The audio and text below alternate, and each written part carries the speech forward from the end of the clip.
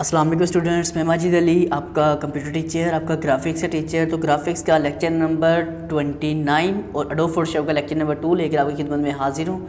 तो आज के लेक्चर में हम बेसिकली समझने वाले क्या हैं।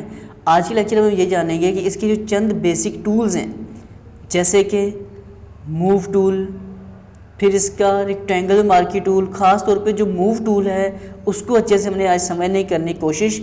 मूव टूल का हमें ख़ास तौर पे फ़ायदा है क्या। तो जैसे मैं आपको प्रीवियस लेक्चर में समझा चुका हूँ कि आप फाइल मेन्यू में जाके न्यू में जाके एक साइज़ डिसाइड कर सकते हो। और मैंने कहा था हम इंचज़ में साइज़ डिसाइड कर रहा हूँ और मैं एक साइज़ करना चाह रहा हूँ इस वक्त। विड्थ उसकी हो जाए 4 एक पिक्चर की, और हाइट उसकी होनी चाहिए कितनी 6। एक 4x6 की एक पिक्चर के ऊपर काम करना चाह रहा हूँ। प्रिंटिंग के लिए तो इसलिए 300 रेजोल्यूशन हो जाएगी और ट्रांसपेरेंट हो जाएगा। इसे करते हैं ओके।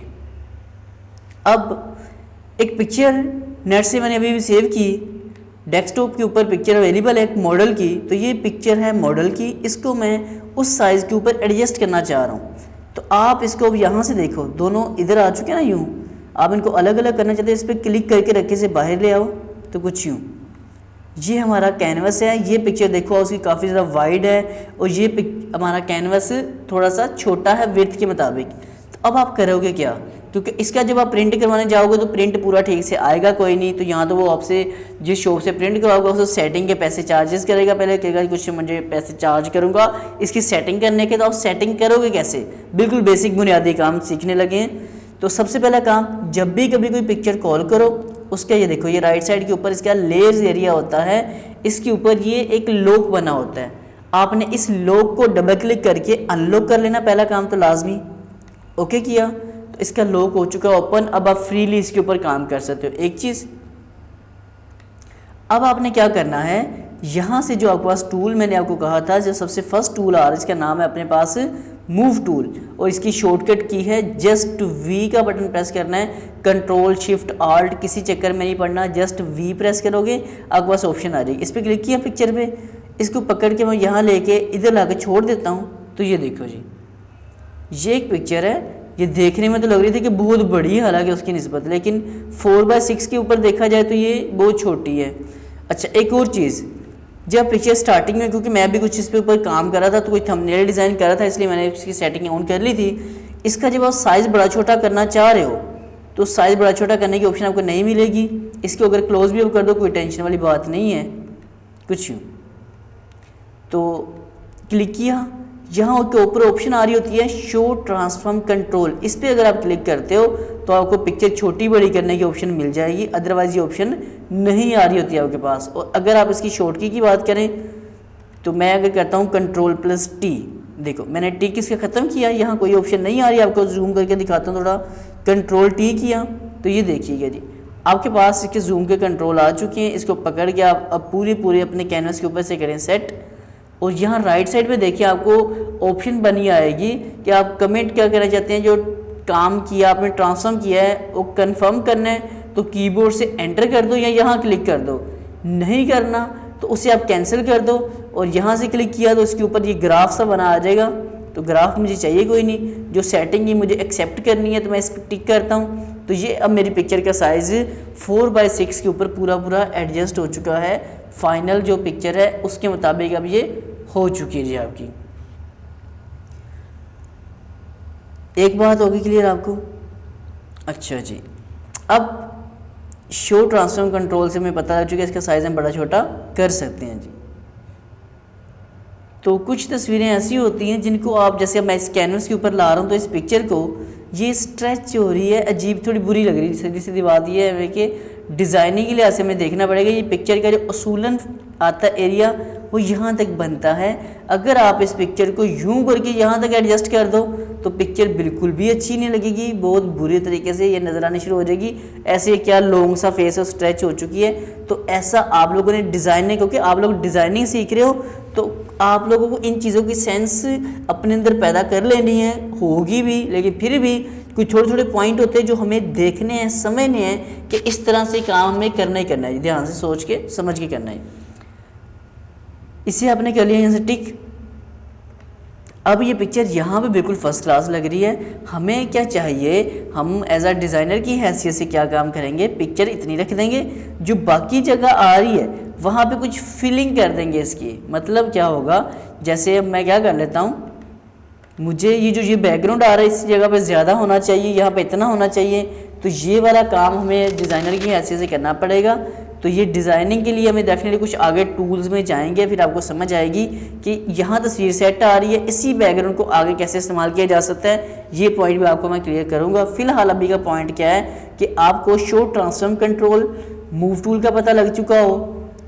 इसे ऊपर कर देता हूँ फिलहाल अब मैं, ताकि पूरा एरिया तो कवर करूँ, ताकि आपको बातें समझ आएँ। अच्छा, इतना काम करने के बाद मैं इस पिक्चर को थोड़ा सा जूम करके देखना चाहता हूँ। तो कंट्रोल का बटन प्रेस करके जो बैक स्पेस के साथ प्लस होता है उसको क्लिक करते जाओ, तो ये पिक्चर जूम होती जाएगी। अगर आप कंट्रोल और माइनस करते जाओगे, यही पिक्चर थोड़ी सी हमारे पास क्या हो जाएगी, जूम आउट होती जाएगी। और अगर आप कंट्रोल और 0 प्रेस कर देते हो तो ये पिक्चर पूरा फिट टू विंडो आपको नज़र आनी शुरू हो जाएगी। तो अगर आप काम कर रहे हो, क्योंकि इसकी हमें ज़रूरत बहुत पड़नी है, आपको समटाइम इसको जूम करके काम करना पड़ना है। और अगर आप यहाँ से मैक्सिमाइज़ कर देते हो तो ये देखो फुल स्क्रीन हो जाएगी पिक्चर। अब इसे मैं जूम कर रहा हूँ कंट्रोल प्लस से, तो ये पिक्चर इस तरह से आ रही है। अब अगर आप इसको थोड़ा सा ऊपर से नीचे करना चाहते हो तो आप क्या करोगे, कीबोर्ड से स्पेस बार का बटन प्रेस करके रखोगे, और अब आप अपना बटन प्रेस करके लेफ्ट क्लिक को दबा के देखो पिक्चर को ऊपर नीचे भी चेक कर सकते हैं। इसकी एडजस्टमेंट हम लोग इजीली कर सकते हैं पिक्चर की। जूम आउट किया, अब वो जो मैंने किया था फुल स्क्रीन, यहाँ से मैं नॉर्मल स्क्रीन कर देता हूँ, तो ये वापस पिक्चर मेरी इस तरह से नज़र आने शुरू हो चुकी है। तो आपको उम्मीद करता हूँ शो ट्रांसफॉर्म कंट्रोल की अच्छे समझ आ चुकी है, इसके मूव टूल की अच्छी समझ आ चुकी है। थोड़ा सा नीचे जाते हैं, लिखा आता है रेक्टेंगुलर मार्की टूल, जिसकी शॉर्ट की जस्ट लिखी आ रही है M। क्लिक किया इस पर। अगर आप क्या करते हैं, इसको मैं इतना एरिया सेलेक्ट कर लेता हूँ और सेलेक्ट करके इसको ऊपर मूव करना चाह रहा हूँ, क्लिक किया मूव टूल पे, इसको पकड़ के मैं ऊपर करता हूँ, तो ये देखिएगा जी, इसका फेस कंट्रोल 0 कर दिखाता हूँ आपको, ये कंट्रोल 0। तो फेस को हमने कटिंग करके जहाँ कहीं सेट करना है आप एडजस्ट कर सकते हो। और अब इसमें कंट्रोल Z में से हर सॉफ्टवेयर में अंडू करने की शॉर्ट की होती है, एक स्टेप पीछे जाने की कंट्रोल Z होता है, ऐसी है। अब जैसे कि मैंने इसको इधर किया एक काम, और अब ये सिलेक्शन यहाँ पे आ रही, कंट्रोल Z भी क्लियर करता हूँ। ये सिलेक्शन को ख़त्म करने की शॉर्टकट की होती है कंट्रोल प्लस डी सेलेक्ट करना। तो ये देखो आपकी पिक्चर यहाँ फाइनल हो चुकी है। अब अगर मैं कंट्रोल Z करता हूँ तो मेरा कंट्रोल Z इसके ऊपर काम करना छोड़ चुका है। तो कंट्रोल Z एक दफ़ा इसमें ज़्यादातर ये काम करके दे रहा है आपको। हम चाहते हैं स्टेप बाय स्टेप वापस जाएं, तो आपने आल्ट कंट्रोल और Z का बटन प्रेस करना है, तो फिर इससे आप अंडू कर सकते हो, स्टेप बाय स्टेप पीछे जाते हो। Direct control Z, alt control और Z यूज़ करोगे तब होगा। ये पॉइंट भी अच्छे से पिक कर लो, समझ आओ और समझ आओ। ये सिलेक्शन आ रही, कंट्रोल D करता हूँ तो सिलेक्शन खत्म होगी मेरे पास, कंट्रोल 0 करता हूँ तो लें जी पूरी पिक्चर नज़र आनी शुरू हो चुकी है। अब इसका फ़ायदा क्या है, इसका जैसे मैं यहाँ पे इसको नीचे लेके यहाँ तक आ रहा था, तो ये साइडों पे बैकग्राउंड आ रहा है। आप क्या करते हो, इस रेक्टेंगल को सिलेक्ट कर ले, तो इतने बैकग्राउंड को सिलेक्ट करके इसको अगर मैं ऊपर करता हूँ तो ये तो टोटली कटिंग करके दे रहा है आपको। आप इसमें ये काम कर सकते हो कंट्रोल Z करके। ये राइट साइड पे अगर आप लेयर्स को देखो तो यहाँ पे एक खाली लेयर आ रही है और एक लेयर ये आ रही है जिसके ऊपर हम काम कर रहे हैं। लाजमी तौर पे जिस लेयर को काम कर रहे हो उसी पे क्लिक करना है, ना कि इस पे काम करना है। इसको सिलेक्ट किया और इसे कंट्रोल का बटन प्रेस करके C और V किया, तो यहाँ देखो आपके पास एक और लेयर नंबर 3 ऐड हो चुकी है, जिसका फ़ायदा क्या है कि आपका ये वाला बैकग्राउंड अब यहाँ पे इजाफा हो सकता है जी। अब इसको चाहे आप स्ट्रेच कर लो और पकड़ के चाहे इस तरफ भी ले जाओ, तो कुछ यूँ आपकी तस्वीर अब जैसे तस्वीर का साइज़ आ रहा है वो आपका बैकग्राउंड ये वाला हो गया पूरा, और तस्वीर भी पूरी नज़र आ रही है। लेकिन अभी डेफिनेटली बच्चों वाला काम लग रहा है। बच्चों वाला काम इसलिए लग रहा है कि साफ नज़र आ रहा है कि इस जगह से कुछ लाइन शो कर रहा है कि भाई ये प्रॉपर बैकग्राउंड नहीं आ रहा ठीक से। तो यहाँ से प्रॉपर इस तरह से यूँ टर्न लेके यहाँ से आ रहा हो ना, तो पिक्चर इसकी मतलब मर्ज हुई ठीक से नज़र आए। मर्ज हुई ठीक से नज़र अभी नहीं आ रही, लेकिन आपको टूल भी समझने हैं, इनको मर्ज किया हुआ अच्छे से मैं क्लियर करूँगा। अब मुझे क्या काम करना है जी, मुझे इस तस्वीर को फिर से थोड़ा मूव करना है। मैं इसको मूव कर रहा हूँ तो क्या हो रहा है, जो ऊपर वाला बैकग्राउंड है वही मूव हो रहा है, जिसकी अपने कॉपी निकाली, नीचे वाली तस्वीर में कुछ फ़र्क नहीं आ रहा। तो आप क्या काम करोगे इस काम के लिए, अपनी इस लेयर को सिलेक्ट करोगे और फिर काम करोगे तो ये तस्वीर मूव होगी, ऊपर वाली नहीं होगी। लेकिन मैं चाहता हूँ कि बार बार मैं अब वहाँ जाऊँ, क्लिक करूँ, इन चक्करों में नहीं पड़ना चाहता। मैं चाहता हूँ जिस लेयर पे क्लिक करूँ वो ऑटोमेटिक सेलेक्ट हो जाएगा। इससे ऊपर वाली पे क्लिक किया तो बैकग्राउंड मूव होना चाहिए, ना कि ये नीचे वाली तस्वीर ही फिर से मूव हो। तो आप क्या करोगे, इसका ऑप्शन होती है यहाँ पर ऑटो सेलेक्ट, ये ऑटो लेयर सेलेक्ट की ऑप्शन है, इस पर क्लिक कर दो। अब मैं ऊपर वाली लेयर पे क्लिक करता हूँ तो ऊपर वाली लेयर सेलेक्ट हो चुकी है। नीचे वाली पे क्लिक करता हूँ, आप राइट साइड पे देख सकते हो, यहाँ पे देखिएगा ये लेयर 2 सेलेक्टेड है ना। मैं लेयर ऊपर वाली 3 पे क्लिक करता हूँ तो लेयर 3 सेलेक्ट है। जिसको मूव करूँगा अब वही लेयर मेरे मूव में आ रही है, एक्स्ट्रा जो डिस्टर्बेंस वाला काम है वो नहीं हो पाएगा। तो आपके ज़िम्मे क्या काम समझ आ चुका है आपको, move tool, layer select, deselect, zoom करना और इसको स्पेस बार प्रेस करके अपनी इस लेयर को ऊपर नीचे एडजस्ट करना पड़े आपको, तो वो आप कर सकते हो।